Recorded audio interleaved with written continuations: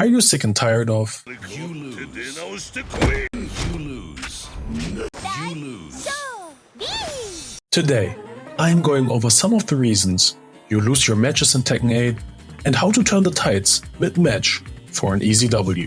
Let's start with one of the most common reasons: flowcharts. A flowchart is a specific sequence of strings and combos you throw out at your opponent. Flowcharting means you're following a predetermined set of moves, no matter what your opponent does. But here's the issue: Tekken 8 is all about adapting to your opponent. When you use the same predictable patterns, your opponent quickly learns your habits. They'll anticipate your moves, block or sidestep, and punish you hard. Instead, try to mix up your strengths and options. Keep your moves unpredictable and watch how your opponent reacts to create a true back and forth battle. Let me give you an example. Dragunov's most common flowchart is crouching down forward 1-4 into sneak 4. This string is very strong, leaving Dragunov with a +7 on block after his sneak 4. This string is so strong, it feels like you can do nothing against it. But there are a few options to deal with this.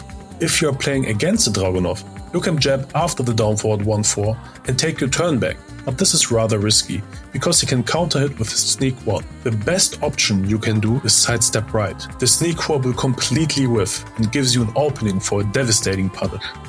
If you notice that your opponent is flowcharting this string on you, you are able to immediately adapt to it and punish him for it. If you are playing as the Dragunov, it is important to get into your opponent's head.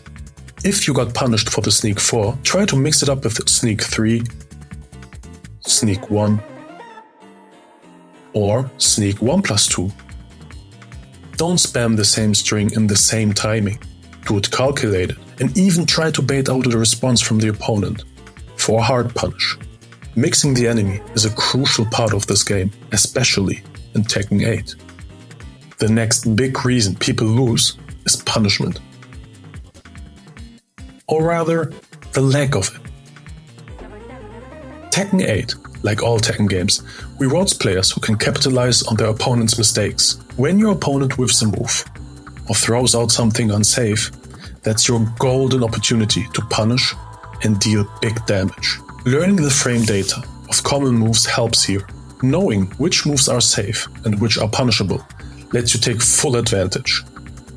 Start small. Focus on recognizing easy punishes and work your way up.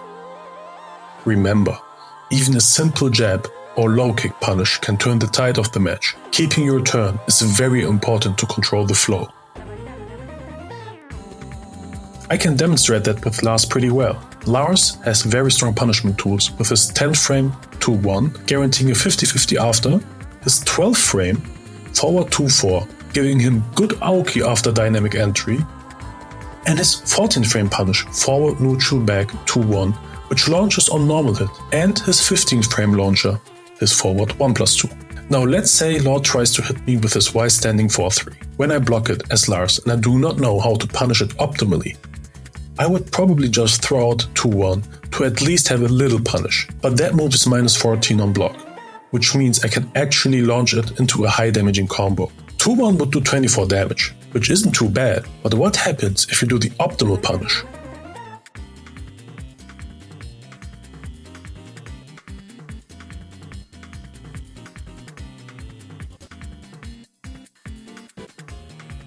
Now do you see? 99 damage out of one mistake. Compared to the 24 damage, this is absolutely crazy. This is a huge difference, which impacts the outcome of the battle critically. I can confidently say that you probably miss 70% damage per game just by not using the right punishers. I know it is no fun just learning and studying the numbers of every character. It is way easier just blocking your opponent and not having to deal with him anymore, but trust me, it feels so good to be the character you hate after grinding the necessary information. This game isn't just learning your character and abusing the strong tools. It is about using these tools effectively, in a way your opponent can't respond to. If you don't know the matchup, which results into not punishing or dealing with your opponent properly, you will definitely lose every time.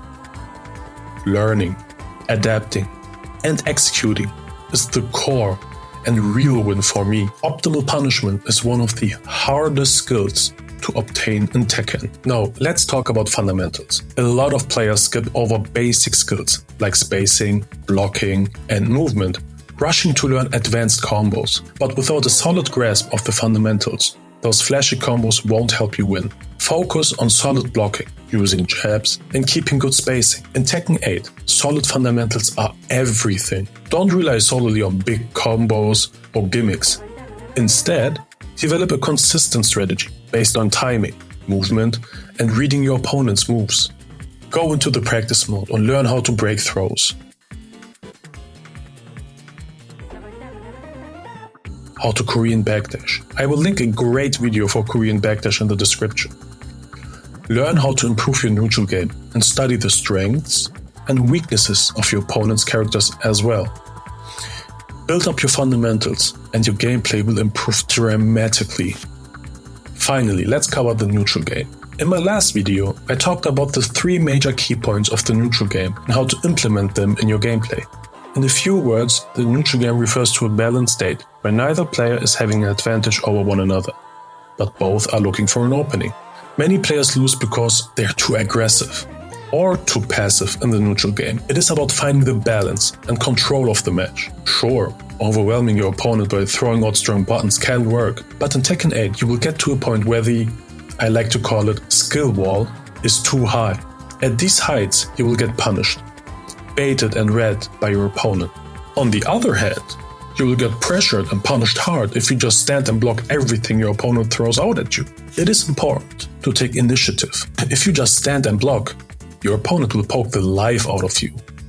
You need to understand how to create that opening without letting your opponent get too comfortable mashing on your block. The trick is to find a balance, move around, look for whiffs, and use quick, safe moves to poke and frustrate your opponent.